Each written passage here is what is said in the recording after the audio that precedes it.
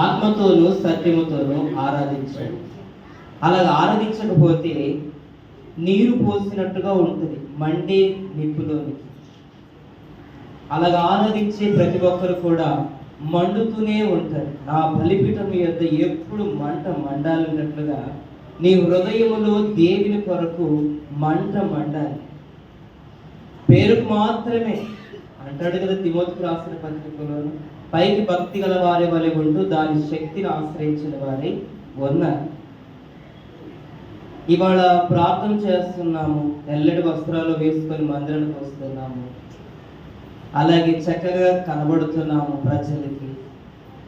ఇంటి పక్కన చూస్తే సాక్ష్యం మనకు ఎలాగుందో మనకు అర్థమైపోతుంది. ఇంట్లో చూస్తే మన సాక్ష్యము ఎలాగుందో మనకు అర్థమైపోతుంది.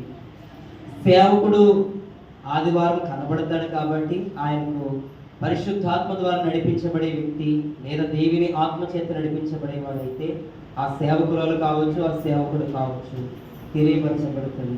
కానీ నేను చేసేది, నేను ఆలోచించేది ఇవన్నీ ఈ పాస్టర్ గారికి కానీ ఇతర ఏ వ్యక్తికి తెలియకపోవచ్చు.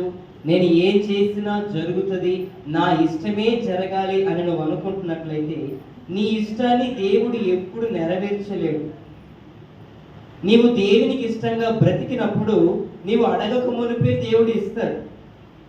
నువ్వు అడిగినా కూడా ఇవ్వలేదంటే మొదట నీ క్రియలను నీవు బాగుగా తెలుసుకొని వాటి ప్రకారంగా సరి చేసుకోవాల్సినవి ఏవైనా ఉంటే సరి చేసుకోవాలి. లేదంటే నీకే ప్రమాదం.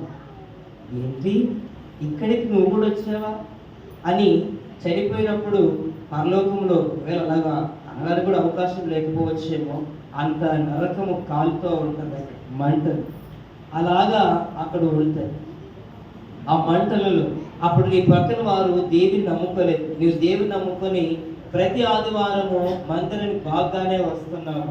కానీ అక్కడికి వెళ్ళే పాటికి నీవు కూడా నరకానికి వెళితే నీ ఇంటి పక్కల వాళ్ళు ఉండే వాళ్ళు ఏమనుకుంటారు? చాలా మంచి ప్రార్థన పర్రాలు, వాళ్ళకి ఏ కష్టం లేదనుకుంటారు. నీ ఆలోచనలు బట్టి, నీ హృదయ తలంపులను బట్టి నీవు ఎప్పుడైతే పడిపోయావో అప్పుడే వెళ్ళలేకపోయావు పరలోకానికి. మోషే అనుకునేటొచ్చు, అంటే మా రాయలసీమ భాషలో మాట్లాడుతున్నాడు ఏమనుకోకండి, ఆయన అనుకుండొచ్చు ఇశ్రాయేలు జనాంగాన్ని 40 సంవత్సరాలు నడిపించాను కాబట్టి ఖచ్చితంగా వాగ్దాన దేశంలోకి నేను వెళుతాను.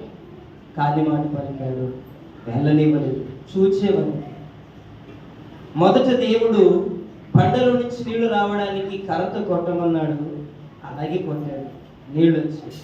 తర్వాత దేవుడు మాట్లాడమన్నాడు, మాట్లాడక కోపంలో కొట్టాడు. ఏమైంది? మునుపు భక్తి చివరికి వచ్చేపాటికి నీవు కూడా మునుపు బాగా ప్రార్థన చేసేదానివి, బాగా ప్రార్థన చేసేవాడివి. రాను రాను రాను కొన్ని సమస్యల బట్టి, కొన్ని కారణాల బట్టి నీవు ప్రార్థన తగ్గిపోయి, నీలో విశ్వాసం తగ్గిపోయి, ప్రార్థన చేయడం కొంచెం తగ్గేసి ఆరిపోతున్నావు. ఆత్మను ఆర్పకుడేని వాక్యం సెలవిస్తుంది. మరి నీ ఆత్మను నీవే ఆర్పుకుంటే నీ కుటుంబాన్ని ఎట్లా కట్టుకుంటావు? నీ దేవుని ఎదుట నీవు ఎలాగ దేవుని ఆరాధిస్తావు? ఆరాధించడానికి కూడా యోగ్యులము కానటువంటి మనము ఈ మందిరానికి వచ్చి ఆరాధించడానికి అర్హులమేనని ఎప్పుడైనా నువ్వు క్వశ్చన్ వేసుకున్నావా? దేవుని ఆరాధించే మనము ఆత్మతో సత్యముతో ఆయన ఆరాధించాలి. అలాగ ఆరాధించినప్పుడే దేవుడు మన పక్షము నిలబడి యుద్ధం చేస్తాడు. మనకు కావలసినదంతా కూడా అడుగు వాటికంటే, ఊహించే వాటికంటే అత్యధికం చేయగల శక్తి గల దేవుడు కాబట్టి అన్ని చేస్తాడు ఆయన.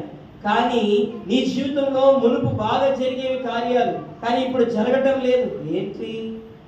ప్రార్థన. మీరు ముందు వెళ్ళండి, నేను నెమ్మదిగా వస్తాను అనే మాటల్లోనే నీ విశ్వాసం తగ్గిపోయింది. అక్కడే నీ విశ్వాసం ఓడిపోయింది. ప్రార్థన అనగానే, ఆదివారం అనగానే పాస్టర్ గారు ప్రార్థన చేశారు, ఆ వెంటనే శుభాకర్ పాడతారు, వచ్చిన ఎవరైనా ఉంటే 2 పాటలు పాడతారు.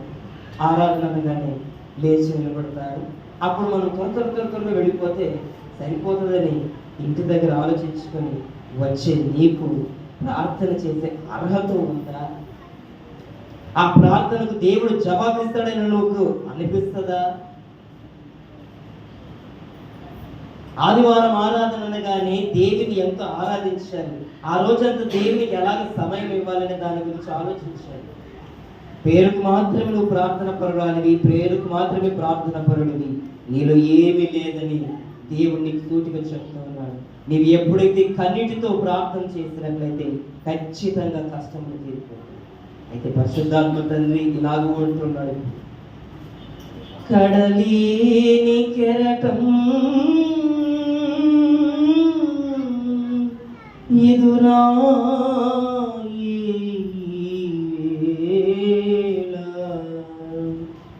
నాకే ఎందుకు నాకే ఎందుకు ఇంత ప్రార్థించినా ఏమి అడిగినా కడుపు కాలునంత ఉపవాసమున్నా నా యందు జాలి పడవా అని నేను అడిగినా అందరూ ఉన్నా ఏకాకినై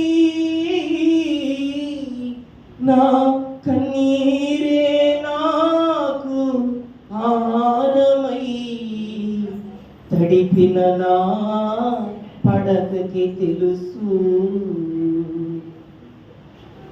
ఇలాంటి అనుభవించేటువంటి పరిస్థితులు నీకు, నీ కన్నీళ్ళ చేత నీ దుప్పటి నువ్వు తడుపుతున్నటువంటి రోజుల్లో ఈ స్థితిలో నీవు ఉన్నా, ఈరోజు దేవుడు